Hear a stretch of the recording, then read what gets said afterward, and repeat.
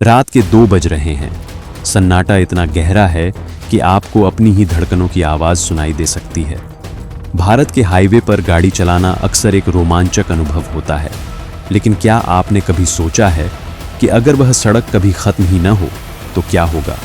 अगर आप घंटों गाड़ी चलाएं और हर मोड़ पर वही पुराना पेड़, वही मील का पत्थर और वही सन्नाटा आपका पीछा करे। इसे ग्रामीण इलाकों में चकवा या छलावा कहा जाता है। ये कोई साधारण भूत की कहानी नहीं है, बल्कि यह उस साए की दास्तान है जो आपकी थकावट और आपके डर को अपना हथियार बनाता है। भारत के इतिहास में कई ऐसी सड़कें और वीरान जगहें हैं जहां से गुजरने वाले लोग फिर कभी वापस नहीं लौटे। चश्मदीदों का कहना है कि जब छलावा आपको पकड़ता है तो वह आपकी नज़रों को बांध देता है। आपको वही दिखता है जो वह दिखाना चाहता है। जैसे कोल्हापुर की वह मशहूर बस दुर्घटना, जहां एक पूरी बस जंगल के रास्तों में गुम हो गई थी। छात्र थक कर सो रहे थे, ड्राइवर की आंखें झपक रही थीं और तभी अचानक सामने जंगली जानवरों का एक झुंड आया। बस रुकी, रास्ता साफ हुआ, लेकिन जब बस फिर से चली तो वह वापस उसी मोड़ पर आ गई जहां से उसने शुरुआत की थी। यह छलावा का पहला संकेत है। वह आपको एक ही जगह पर बार बार घुमाता रहता है। आप चाहे कितनी भी तेज गाड़ी भगा लें, चाहे जीपीएस का सहारा ले लें, लेकिन अंत में आप खुद को उसी ट्रक के सामने पाएंगे जो घंटों पहले पलट चुका था। छलावा अक्सर उन यात्रियों को चुनता है जो मानसिक या शारीरिक रूप से कमजोर होते हैं। थके हुए ड्राइवर और नींद में डूबे यात्री उसके सबसे आसान शिकार होते हैं, क्योंकि उन पर हावी होना बहुत आसान होता है। लेकिन यह छलावा सिर्फ रास्तों तक सीमित नहीं है। कभी कभी यह अपनों का चेहरा लेकर आपके बीच बैठ जाता है। सोचिए, आपके साथ बैठा आपका दोस्त जो पूरे रास्ते चुप था, अचानक मुस्कुराने लगे। आपको पता भी नहीं चलेगा कि आपका असली दोस्त कब का उस साए का शिकार हो चुका है। छलावा मरे हुए शरीरों पर कब्जा कर लेता है और उनकी नकल उतारने में इतना माहिर होता है कि आप उसे पहचान ही नहीं पाएंगे। वह आपको गुमराह करेगा, आपको डराएगा और तब तक आपके साथ खेलता रहेगा जब तक आप पूरी तरह से टूट न जाएं। अमावस की रात इन छलावों के लिए सबसे शक्तिशाली मानी जाती है। कहते हैं कि अमावस की काली रात में ये रूहें अपने शिकार की तलाश में बाहर निकलती हैं। ये सिर्फ एक अंधविश्वास नहीं है, बल्कि उन ड्राइवर दोस्तों के अनुभव हैं जिन्होंने मौत को बहुत करीब से देखा है। जब आप उस मायाजाल में फंसते हैं तो छलावा आपको ऐसी जगह ले जाता है जहां आप कभी नहीं जाना चाहते थे।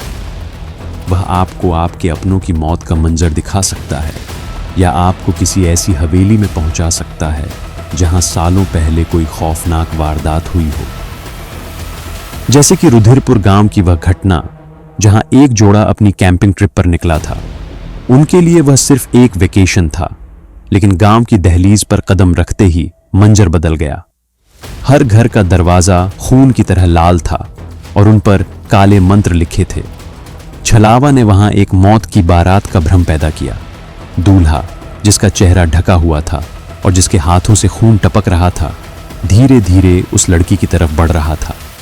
आरव, जो एक फोटोग्राफर था, ने अपने कैमरे में जो देखा उसने उसकी रूह कांप दी। हर फोटो में वह साया उसकी प्रेमिका के और करीब आ रहा था। यह छलावा का खेल है, इमोशनल ब्रेकडाउन।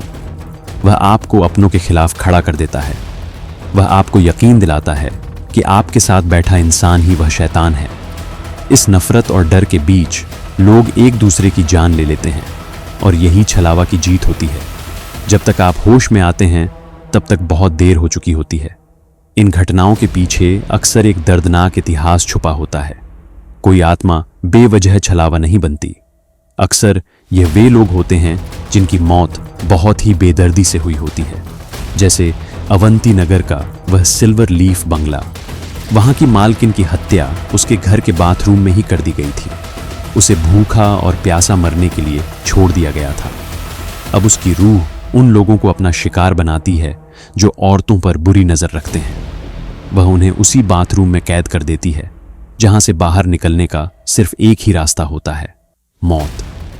सच्चाई तो यह है कि ये छलावे हमें यह याद दिलाते हैं कि इस दुनिया और उस दूसरी दुनिया के बीच का पर्दा बहुत ही झीना है।